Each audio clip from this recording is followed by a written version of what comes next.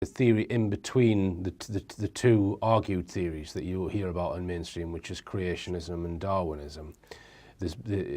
And Lloyd wrote this book in '98 called "Everything You Know Is Wrong." That's right, Richard. I mean, he rightly points out, for example, that in the mainstream they started off with a theory of evolution, where you've got this idea that we're all, as I've said to you in previous conversations, we are all slime plus time. We started off as a form of slime that then over millions and hundreds and thousands of millions of years we've evolved into Homo sapiens just naturally with nothing. It's just a sort of chemical and biological process that happens naturally after a planet's formed, and that's all there is to it.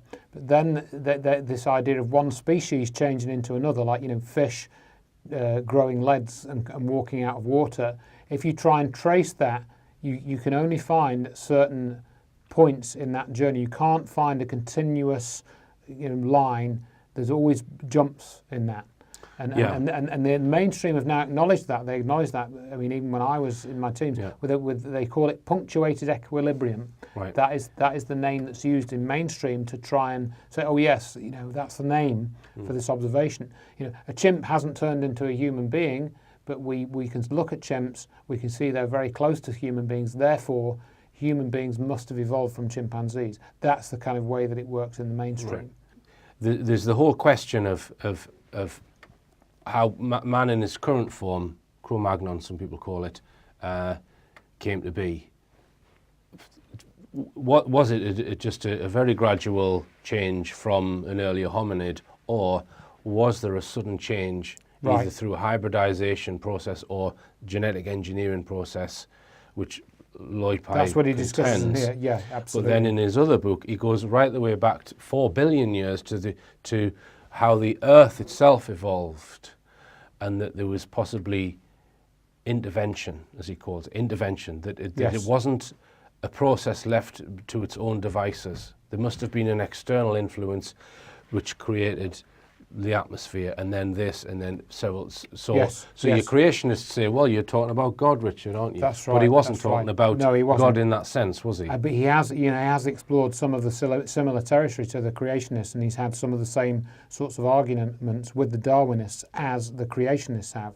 So he shares some common sort of statements with them, but he's not talking about creationism. Well, the book is divided into 4 parts, as we talked about last time. In part 1, I go over Darwinism mostly, not so much creationism. If you believe, you believe.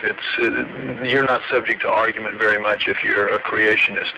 So I go after what the Darwinists say, and I show how that, in fact, they don't explain either how life came to be here or how particularly we came to be here. The evidence that they have is contingent on something called macroevolution, which is species into species. There's really no evidence for that. The creationists do make that argument, and I think they make it accurately. There is absolutely no evidence anywhere of true macroevolution, species into species. We have changing body parts, which is called microevolution. Darwinists take the microevolution and they extrapolate. They say, well, if you can have change in parts, you can have changes in the whole bodies. That's what Darwin himself said. Actually, the truth of it is, though it seems logical, it's not borne out anywhere in the record. But yeah, this is the original book, Everything You Know Is Wrong, and it's very hard to get hold of copies of this now, and I think they're sort of running, going for quite high prices on Amazon and eBay and places. And this does cover some of the earlier bits of evolution, but like as Richard was saying, it's more focused on the hominids and hominoids. And by hominid, we mean something that's bipedal. It's sort of superficially human-looking. It primarily walks on 2 legs, but it's not in the acknowledged evolutionary line back to primates, which has allegedly evolved into humans, according to the mainstream. So hominid is a separate branch of humans, and they claim that there are these separate branches based on various criteria, some of which are discussed in this book. Mm-hmm.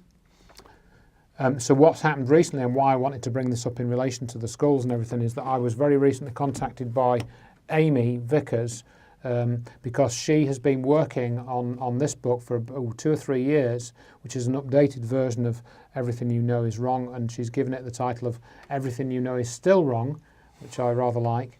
And so This will be becoming available in about August, so it's not available yet. August 2017. We're recording in July 2017.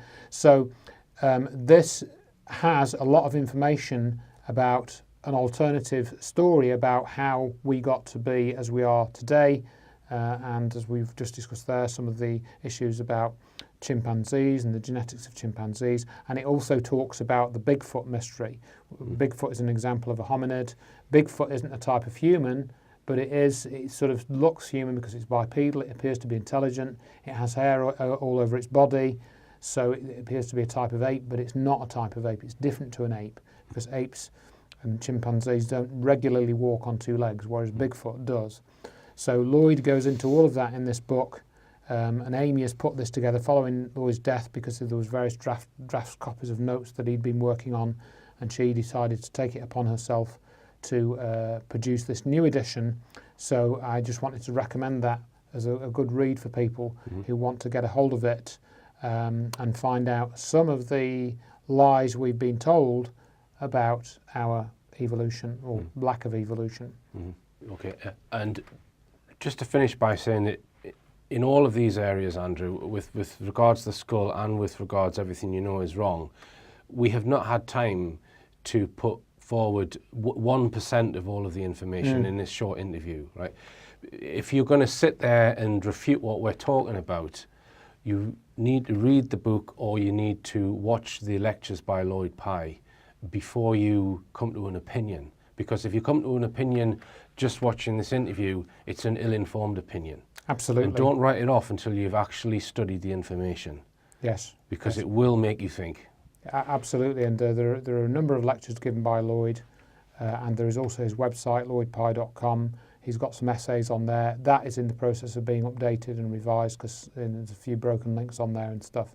So yeah, so review the information first before you criticise it. You know, don't just assume that it must be nonsense because you've never heard anything about it. Okay, and you haven't got your hands on any piece of the original skull then? No, Lloyd didn't cut a few bits off just in case? No, because the skull belongs to Melanie Young, and so it's always been in her possession. And curiously, in this interview, going back to the interview, she tried to sort of make, she tried to make inferences that Lloyd had stolen it from her, when that is not true. She gave it to him. You know, so right. And he gave it back to her as well in about 2003. I think she was given the skull back. So one thing that would possibly settle the argument is if the DNA sequencing company, because he kept that quiet because they would only do the sequencing if he didn't reveal the guy's name who was helping him and the name of the company, because they didn't want to be attached to such research. Correct. So if we can find the name of that person who did the sequencing on the Fox and found out about the FOXP2 gene, I mean, there's a lot of other data other than just the FOXP2 gene, right? But that would be a piece of evidence. It would be very strong evidence if they could bring that forward publicly, and and write that up in a scientific paper and get it published in a journal, with all the names of the people involved. That would be ideal. Yeah. Whether that will happen, I think the likelihood of that happening is quite low at the moment, but who knows? Maybe we would see something like that if the researcher involved wanted to go that route. It would depend probably on his personal circumstances and how important he felt this was to put that on, that sort of information out. Okay, all right. And if there's any developments on this, you'll let everyone know. Yes, absolutely. You can keep an eye on Lloyd Pye's website, starchildproject.com. You could even go and look at Melanie Young's website if you really want to. And of course, I'm sure there'll be something that pops up on Rich Planet or on my website, checktheevidence.com. So. Right. Okay, thanks, Andrew. Thank you very much. Coming up next is a section from my recent lecture covering new research regarding the alleged secret UFO tracking facility on the Brecon Beacons in South Wales. You might want to watch this film first to get some background.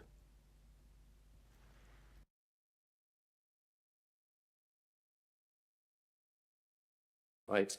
Okay, so I'm going to talk about my film UFOs and NATO now. This is a very dark film, and I'll just quickly summarize it for those of you who haven't seen it. I produced this in 2014, In 1997, a military guy came forward and gave some information to UFO researcher Derek Goff. And he told him that he'd been working in a black ops unit called Find and Secure.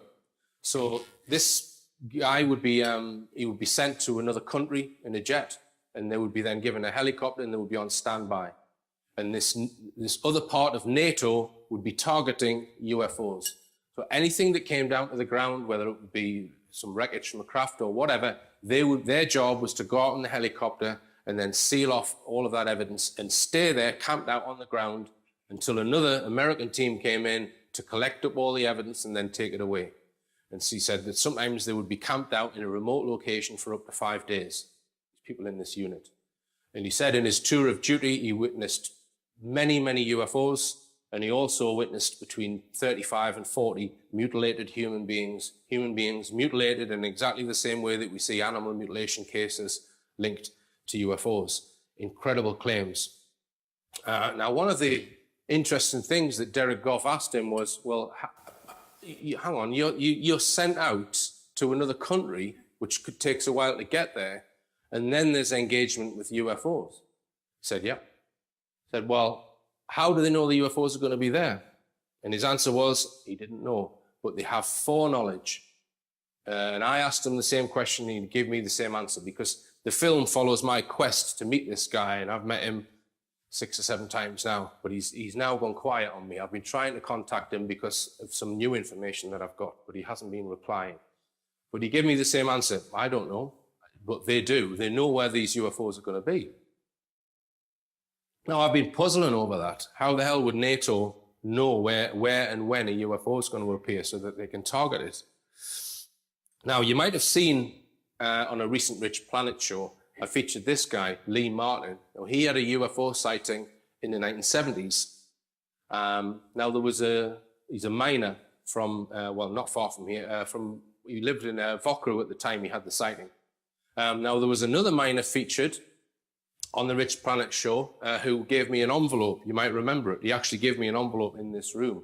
But I suspect now, I'm afraid to say, I don't know, that guy fabricated his account with the other miners in order to take the piss out of Lee Martin. And they've been pulling his leg for over 30 years about it, right? But I do believe that Lee Martin's sighting is a genuine sighting, okay? So this is where he saw the UFO. So he was walking along this road here in Vokru, where there's this mountain which overshadows the village. And he said a light came over. He thought it was a cloud initially, but it moved really, really fast. And then it came down and it landed on top of this hill. So I've done an artist's impression. He said it looked like an old-fashioned carriage clock. Now, when I put out information about this UFO sighting, I was contacted by another guy from the area. Let me just show you this map first. Lee Martin was walking down this road here in the early hours of the morning. He saw the thing land about there, okay? Now, I was contacted by a chap from this village here, Pontlotin, and he said, well, I've got video footage of a UFO from 2007, 10 years ago. Would you like to see it? So I went to see him. He's in the audience tonight, and he showed me the footage. So he notices this object hovering above his washing line in the western sky, and it sat there for over an hour, and it only moved slightly. I've checked all of the different angles that he was filming it from, and it's maybe moved a few degrees throughout the whole time it was there. Now, I have checked the astronomical charts. This was filmed on the 3rd of March, 2007. I've checked that Venus was not in that part of the sky, or any other bright objects were not there. So it's not a star or a planet. It's not a Chinese lantern because it was there for over an hour. It's not a helicopter. It's not a plane. He didn't know what it was. But he was massively intrigued by it, that he sat for over 20 minutes filming it. And he was going from his bedroom to his garden and then to another part of his garden. And he was so intrigued by it, he jumped in his car and he started driving towards it. But as he was driving towards it, it then vanished very quickly. Now, when he's zooming in on this object, I'm not sure that this diamond effect, when it looks like it's shimmering, I'm not sure if that is an accurate representation of the object or whether that's just due to the fact that the camera is not focusing correctly. But it was an anomalous light, and he didn't know what it was. So I went to his house, and I took some photographs from the bedroom window where he filmed it. So as you saw in the video there, the object is hovering mainly above this tree for over an hour. So I took this photograph, which you can see the tree's still there 10 years later. So I've identified the tree on Google Earth. This is the bedroom window here. This is the tree. So if we draw a line through the right-hand side of the tree and then extend that line onto the larger map, I've added 2 more lines in just for a little bit of error. We see that this is very close, possibly, to where Lee Martin had his sighting, which I find very interesting. Now then, I then had a look at an Ordnance Survey map. This road here is this one, and this one coming down there is this one. So we see here on the map, Cairn, C-A-I-R-N, which is an ancient stone circle. Right at the point where Lee Martin says he saw his UFO land, and possibly underneath the point where the chap from Pont Lawton filmed the footage that you've just seen. So I've looked up some details about this stone cairn. Apparently it's a denuded and robbed out ring cairn in the form of a circular platform about 14 metres in diameter and 0.4 metres high, partly stony and partly grass covered. There is a possible curve visible on the south side. So I went up there. There's very little left of it. It wasn't even worth taking a photograph of it, right? Now it states here, religious, ritual and funerary, right? The archaeologists do not know that, right? They rarely find bones at these sites. They're just guessing by saying it's religious or ritual, right? And notice it's quite large, 14 meters in diameter. It's quite a large stone circle. Now, I got talking to Andrew Johnson about the subject of stone circles, and we had different opinions on it. And we may well do a show on what the true purpose of stone circles are, because people say, oh, they're for keeping sheep in, or they were buildings, or they were for praying in, or whatever. But I really do think that for many stone circles, there's something a bit more to it. So Andrew pointed me to this book, Seed of Knowledge, Stone of Plenty. Let me just explain the premise of this book. In science books, when we see the Earth with its magnetic field, it's usually shown with a bar magnet running through it and the magnetic field lines coming out like this and going around the Earth, both sides of the Earth or all around the Earth. Now that's not strictly true, because the side of the Earth which faces the sun has a different shaped magnetic field to the dark side. So as the Earth rotates, when it goes from light into dark, the Earth's magnetic field changes. Any electrical engineer will tell you that if you have a changing magnetic field, you will get electricity induced in anything that is in that vicinity. So the Earth's crust has what are called telluric currents, which flow through the Earth's crust, because of the changing Earth's magnetic field. This is real science. You'll find it on Wikipedia. Telluric currents, you can measure them, right? Okay. Now, those currents, when they flow, they will flow according to the conductivity of the rock through the Earth. When you have electric current set up, it will itself generate its own magnetic field. So you'll get a magnetic field going around it with the current going that way. That will then modify the Earth's magnetic field.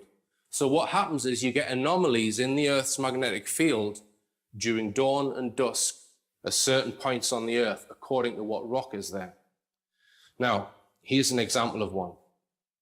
So this is in the US. So this magnetic anomaly here in the Earth's magnetic field will occur for a certain period at certain times of the day. So a geomagnetic contour map of a Native American rock chamber in Kent Cliffs, New York, showing a negative magnetic anomaly right at the open doorway typical of such structures. This anomaly will electrify parts of the air as it enters the chamber. So what these researchers have done, they have been to hundreds of sites of stone circles and chambers, right? And they have found at many of these sites, they find these magnetic anomalies. They've built their stone chambers on magnetic anomalies, right?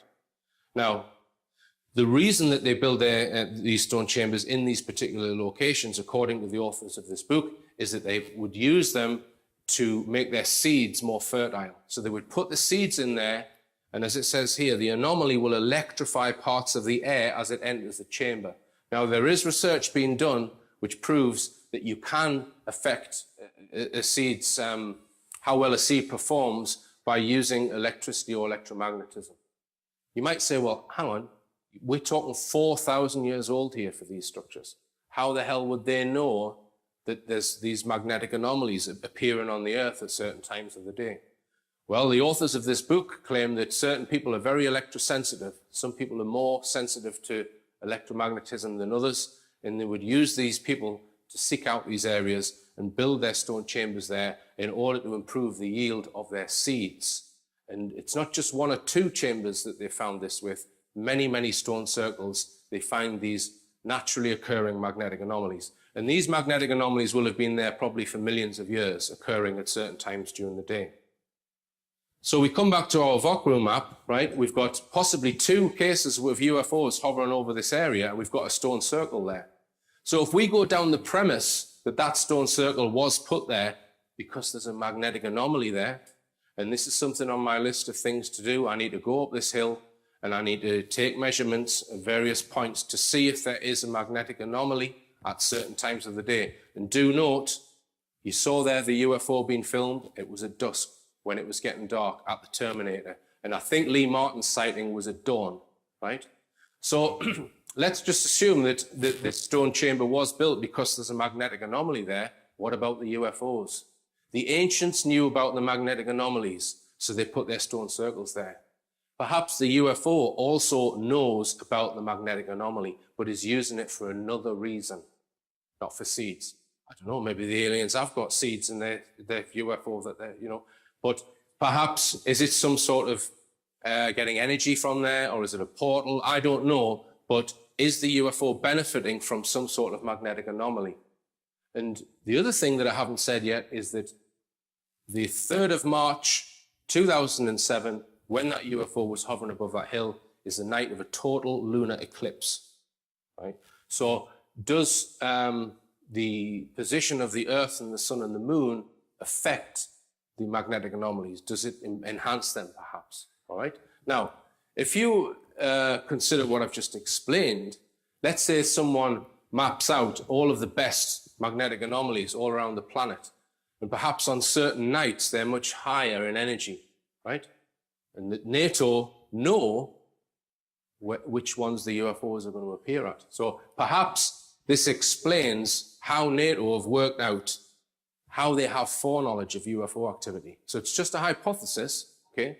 But I am going to go up that hill and take some measurements to see if we've got magnetic anomalies at dawn and dusk. Okay, now let's come on to this film now, because I have got some new information that I'm going to go through. As I said, this guy worked in this special unit, and he told Derek Goff and myself about various different cases. This is a representation of 2 bodies that were found on the Brecon Beacons. So what's alleged to have happened is that a vehicle was parked in a lay-by in a place called Llambedda, not far from Crickhowell. A young couple were abducted from the vehicle in their seats. So when the military found the car, there were no front seats in there, where the lights were on and the engine was running. So the military took the vehicle away, they took samples, and then they started a search, which took 2 weeks. 2 weeks before the bodies were found, and they were found just south of Talabont Reservoir, right? But the military bagged them, and then that was all covered up, and they had the classic mutilation injuries. Okay, here's some of Derek Goff's notes from 1997. We see here that the military went to the car, the engine was running, there was no one there, there was no seats in the front. They took the car away, and they took samples from the ground. 2 weeks later, 3 kilometers away from where the car was found, 2 bodies, blah, blah, blah. Now, I've since found out, by the way, this is news articles that I have correlated with this case, and this has allowed me to determine the probable date of when this happened. So yeah, I've since had new information that the bodies were actually just south of Talabont Reservoir, which is 13 kilometers where the car was found. Now, the reason why I'm explaining all this is because of the date. So the bodies were, the couple were abducted on the 20th of August, 1990, according to the military source. So 2 weeks after that is the 3rd of September. 3rd of September, 1990 is when these bodies were found there on the Brecon Beacons. And there have allegedly been more than just this case on the Brecon Beacons.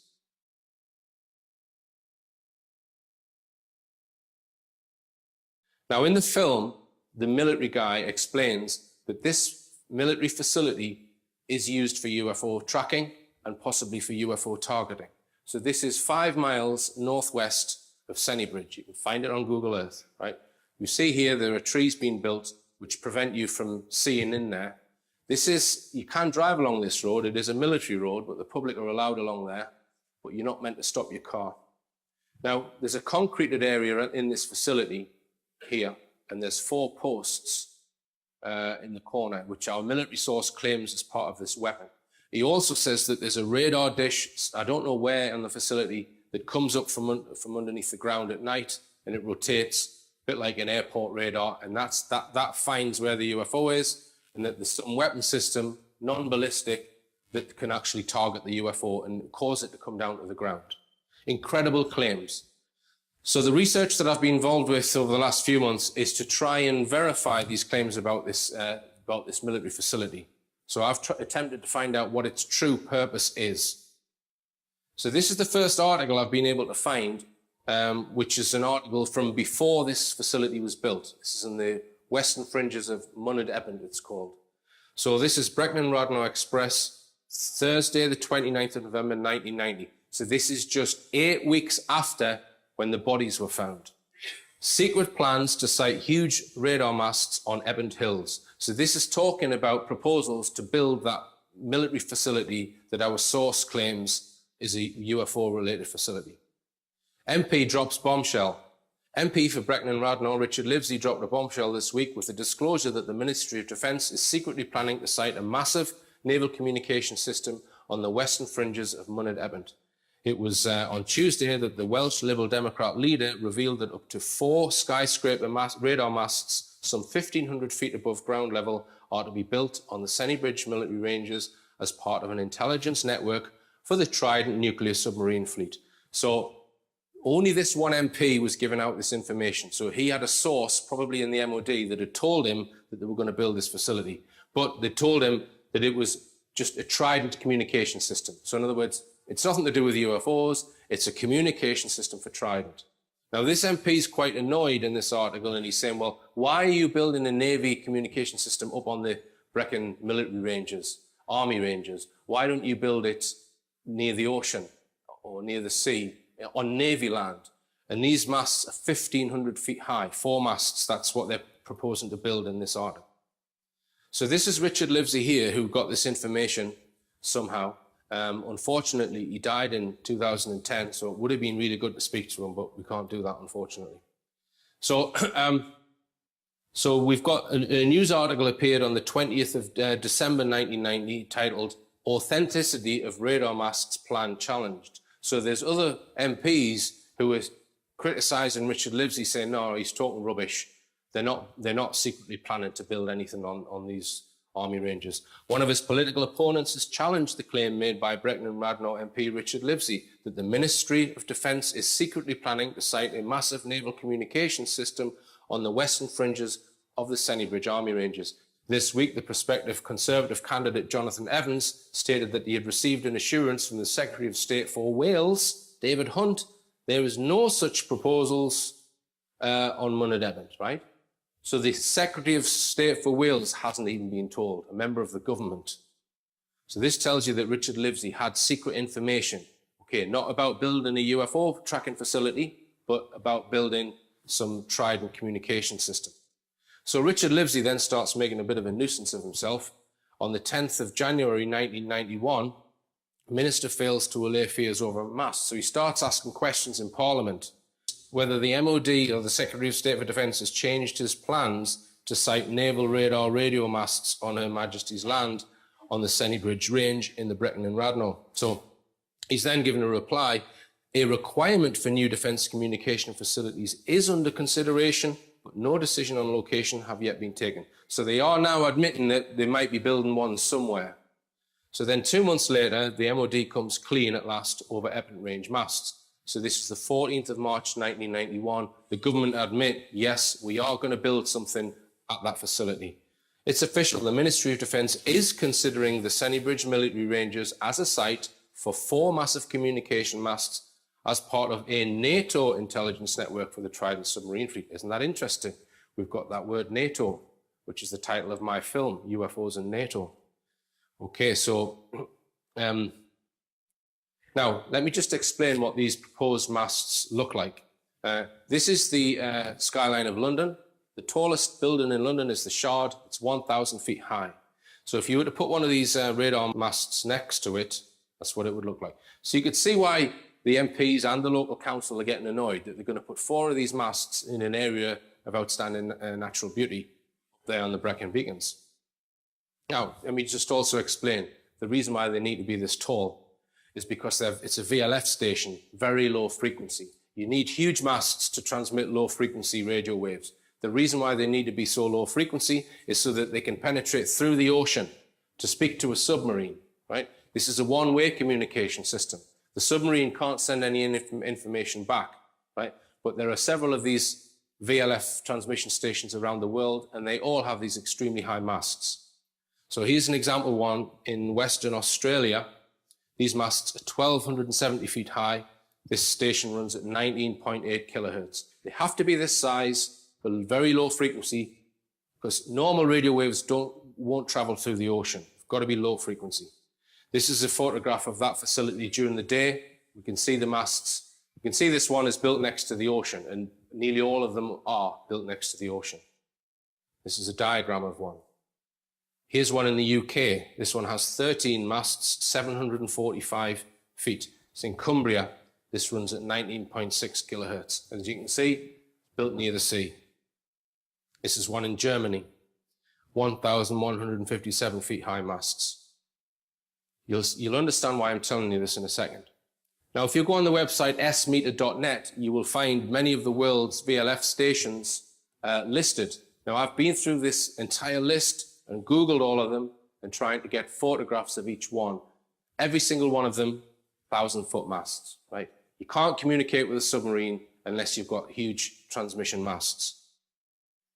So on the 28th of March 1991, this article is just all about how the council are going to oppose these plans, and they're making it awkward. And a very interesting article pops up 6 months later. Sensitive material missing after raid on MP's office. So this is Richard Livesey, the guy who somehow had information on this facility before he should have. Questions were being raised this week whether a weekend burglary at the constituency offices in Brecon of Liberal Democrat MP Richard Livesey was politically motivated. Describing the break-in as sinister, Mr. Livesey revealed this week that £6,000 worth of computer equipment stolen in the raid contained sensitive material. He believed the intruders, who did a very professional job in gaining access to the premises, considered to be very secure, were carrying out a special mission. The thieves were not a bunch of amateurs, but knew what they were looking for, said Brecon and Radnor, Member of Parliament. So was someone, perhaps connected to the MOD, breaking into his office to find out how the hell, who is his source, where we have this leak from, and possibly, does he know more? Does he know more about the purpose of this facility? Okay, and here it is. So as I said, these 4 posts are on the corner of this concreted area. Now I'm just going to show you some Ordnance Survey maps which show that the posts or the masts were put up in the 1990s. Here's a photograph that I took of them. This is just present day. Right, this is a present day Ordnance Survey map, and you can see these are the trees that you saw in the other image. That's the concreted area where the posts are, or the masts. Now, here's a more detailed Ordnance Survey, and the 4 masts are marked by these 4 dots. As I say, that's present day. We go back to 1989 Ordnance Survey. You see they've actually got the facility prepared, but there's no detail of the masts. 1996, still no detail of the masts. If we go to 1998, we see that the concreted area is there, but no masts. 1999, we have masts. So the first appearance of the masts on Ordnance Survey is in 1999. Now, that doesn't mean they were put up in 1999. It means they were put up at least in 1999. So this facility was constructed with the masts in the 1990s. So I think the reason why I'm presenting this is to show you that they are talking about the same facility. And that facility is on the western fringes of the Munard-Epping Range. So they are talking about the facility. And this is a photograph that I've taken. You don't hang around too long when you're there. So here's another image. So you can see that the masts are actually connected with wires. This is a CCTV system. Here's an aerial view from Google Earth. So you can see the four masts cast in shadows here. Here's another photograph that I've taken. Again, you can see wires connecting two of the, well, I'll not call them aerials, two of the masts. Now here's a close-up of the bases, which are extremely robust if these are just transmitters. Now, you'll notice on this Google Earth image, there's a scale here, 10 meters. So I was able to work out the distance between the masts.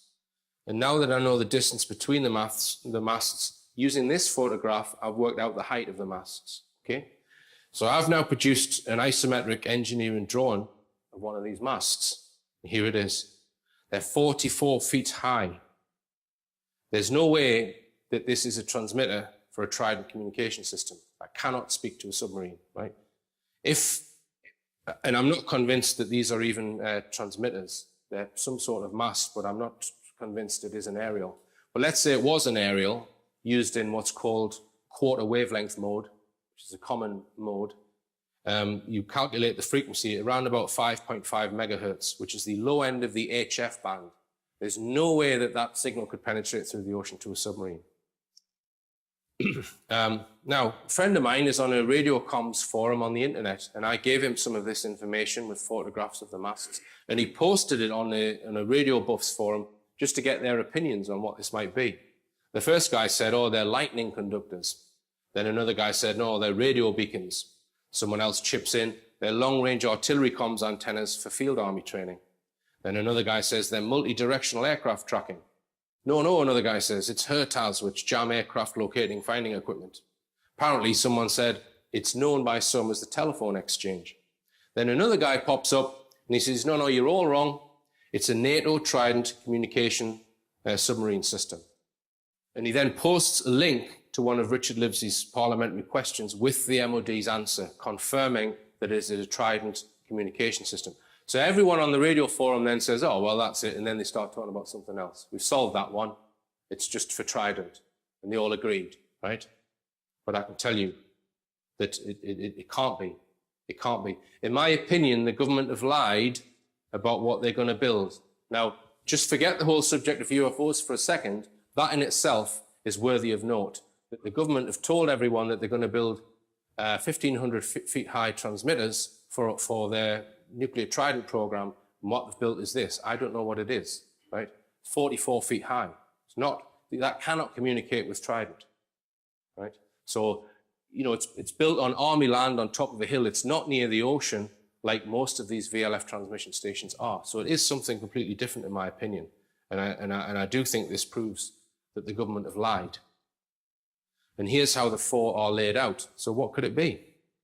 Now, you saw that there was wires connecting some of them, and it is possible to have what's called a wire antenna. So you will have two posts. Sometimes you attach it to a building, and the wire itself is the antenna. So in this case, the wire would be about 40 meters long. So even if that was used in quarter wavelength mode, you're talking 1.87 megahertz. It is slightly lower frequency, but not much. Some people have said, oh, well, they're used as 12th or 16th wavelength, right? No matter which way you look at it, it's not a Trident communication system. It's nowhere near big enough. So it's something else, in my opinion. So what could it be? I've had a few thoughts on it. One suggestion is that it might be a phased array. If you have a single transmitter and you apply frequency to it, the energy will dissipate outwards like this. If you have 2, 3, 4, or multiple transmitters and you apply the same frequency, would phase shift them so they're slightly out of sync. If you do it right, you can create a beam. So the energy doesn't dissipate in all directions, and you can focus that beam. You can point it at an area in the sky and focus it. So this is what HARP is. It's a phased array. So is this a phased array? I don't know. Like I say, I'm not even convinced that these are radio transmitters. They look far too robust to just be normal antennas. So we see that there's wires attached to them. Is it the case that those wires are used to suspend something which we don't see? Something which is not there, which perhaps they bring out at night? I don't know. So is it a directed energy weapon? Is this what's used to target UFOs, to interfere with their propulsion system, to bring them down to the ground, which is what our military source said? Now, another theory is maybe they are what's called waveguides. So a waveguide is like a metal tube that you fire microwaves down. So if they were waveguides, then you're talking much higher frequencies, and you'd have some sort of magnetron maybe under the ground. I'm just hypothesizing here. I do not know what this facility is, but I'm putting out the information so the technical people can watch this and then tell me what this is. I'm not going to jump in with both feet and say, look, I told you this is what they're shooting UFOs down with, because I don't know that it is. But this is what our military source said, and it's not a Trident communication system. Okay, as I've said, these might not be aerials, there could be supports for something else. And they do run, they have been running GPS jamming exercises up there. So this, between the 15th and 26th of August, what they've done, they install some equipment which is just 2.3 miles from this facility. And what this does is it stops GPS systems from working, like if you've got a drone or whatever. But I've been told that the reason why they do this is when the troops are on exercises and they're doing map reading or whatever, some of them will cheat. They'll carry a GPS thing around with them so they can cheat. So the military jam GPS. So there's possibly just a straightforward explanation why they've got jamming systems up there. So if anyone's got any information, please do forward it to me, and I'll be very interested to hear what you've got to say. Okay, now, just to summarize and finish tonight's talk, some of this information is very confusing because you say, well, it looks like they faked certain of the moon landings. But Richard, in one of your previous talks, you were talking about the TR-3B, which is this incredible vehicle that can go really, really fast and go to other planets. So how does that match with the moon landings being faked? And also the Mars rover missions being faked? Because in a previous Rich Planet show, we've suggested that some of the lunar and Mars orbiters may have filmed ruins on the surface. So Cydonia on Mars. We've also got the testimony of Carl Wolf, who said that there was ruins or buildings on the far side of the moon. So how does it all hang together? And we've also got the UFO mystery, which is still very much a mystery. Now, in order to try and attempt to explain all of this evidence, I'm going to throw in another theory, which is called the constraints of Gaia. Anyone heard of this? Constraints of Gaia theory states that all life on Earth is in some way connected to the Earth. We're all part of the Earth, either electromagnetically or through some other means, and that if you leave the Earth, after you get past a certain distance, you will cease to be. You cannot go further than a certain distance. You will lose your marbles, or your heart will stop, or what have you. That there's some sort of constraint that is some sort of physical or electromagnetic constraint within all life on the Earth. We're part of the planet. That's the theory of the constraints of Gaia. The theory goes that NASA discovered this in their space missions as they got further away from the Earth, and they've been working on how to get around it. So they need to build a simulator to simulate the Earth to take with them, perhaps. So I'm going to summarize, and I'm going to give you a hypothesis. This is just a hypothesis, and it might completely change next year if I get new evidence. But here's my stab at it. I've updated the hypothesis since I've given this lecture, so I'll give you the up-to-date one. Advanced propulsion craft have been developed by man in secret and are being used on and around the Earth in secret up to a certain orbital height, i.e. within low Earth orbit. Space-based weapons, such as observed on 9/11, have also been developed. All this technology is classified.